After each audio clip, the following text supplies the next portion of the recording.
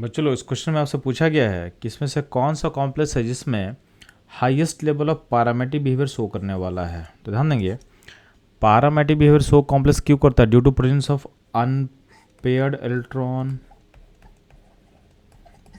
तो आपको सिंपली पता करना है कि किस केस में आपका अनपेयर्ड इलेक्ट्रॉन क्या होगा, मैक्सिमम होगा। तो ध्यान देंगे, आपके पास पहला जो कॉम्प्लेक्स है उसमें कोबाल्ट सेंटर मेटल है, ऑक्सलेट और हाइड्रोक्साइड आपका क्या है, लिगेंड की तरह काम कर रहा है। तो ऑक्सलेट पे चार्ज क्या होता है?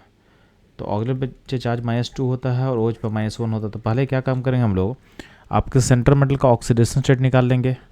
तो कोबाल्ट के ऑक्सीडेशन को ऊपर x मानोगे तो x + 2 × -2 + 2 × -1 इक्वल टू क्या होगा, -1। तो अल्टीमेटली आपका जो x का वैल्यू आ जाएगा ये हो जाएगा +5, यानी यहाँ पे कोबाल्ट का +5 स्टेट है। अब कोबाल्ट का जो +5 स्टेट होगा उसमें क्या होगा, ये सारे लिगेंड उतने स्ट्रॉन्ग होते नहीं तो इसमें पेयरिंग होगा नहीं।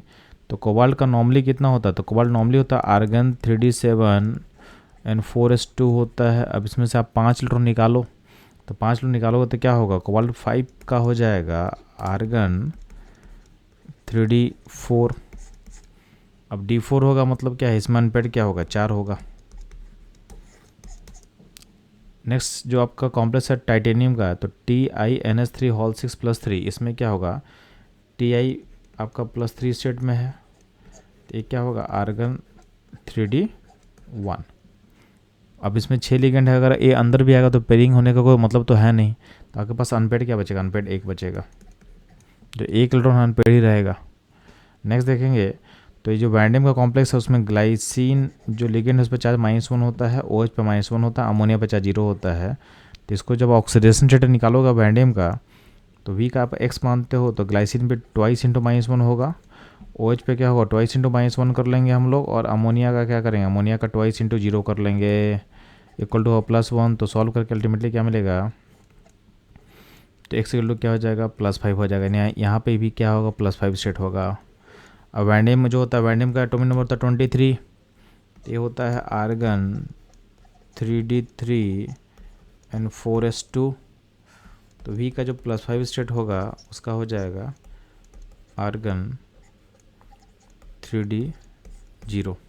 ठीक है, आर्गन 3d0। तो ध्यान देंगे, तो उस केस में आपका ये जो कॉम्प्लेक्स जो भी बनेगा उसमें आपका डी इलेक्ट्रॉन ही नहीं है, तो इसमें क्या होगा, इसमें अनपेड इलेक्ट्रॉन क्या होगा, 0 होगा।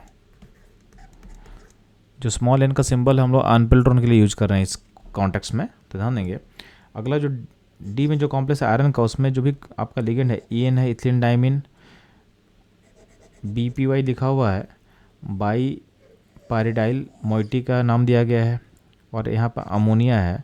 तो इसमें ये सब पे चार्ज 0 होता है, सारे लिगेंड पे चार्ज 0 होता है। इसमें आयरन का चार्ज क्या होगा, तो इस केस में आपका जो आयरन का चार्ज होगा हो जाएगा +2, तो हो जाएगा Fe+2। अभी हो चुका है आर्गन 3d6। अब यहाँ पे जो लिगेंड है सारे लिगेंड स्ट्रॉन्ग है, क्योंकि सब बाइडेंटिटी लिगेंड है, और सारे में जो डोनेटिंग सेंटर है N सेंटर है, तो N सेंटर जनरली क्या होता है, स्ट्रॉन्ग की तरह बिहेव करेगा। तो यहाँ पर D6 केस में आपका ऐसा होना चाहिए था 1 2 3 4 5 6, बट आपका जो लिगेंड स्ट्रॉन्ग की तरह बिहेव करेगा, तो इसमें पेयरिंग होने के बाद सिस्टम खुद को इस तरह कन्वर्ट करेगा।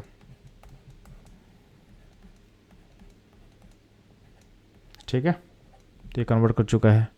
तो ये आपका पेयरिंग होने के बाद इसमें अनपेड क्या होगा, अनपेड हो जाएगा 0।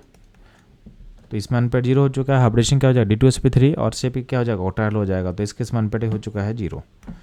तो आप इन चारों कॉम्प्लेक्स को देखोगे तो किस केस में आपका पैरामेट्रिक बिहेवियर हाईएस्ट होगा, तो इसका ऑप्शन होगा A, यानी उसमें अनपेड इलेक्ट्रॉन कितना दिख रहा है, आपको 4 दिख रहा है। तो ऑप्शन जो A होगा इसका करेक्ट आंसर होगा। तो ये था इस क्वेश्चन का एनालिसिस एंड सॉल्यूशन। मूव करता हूँ नेक्स्ट क्वेश्चन पे।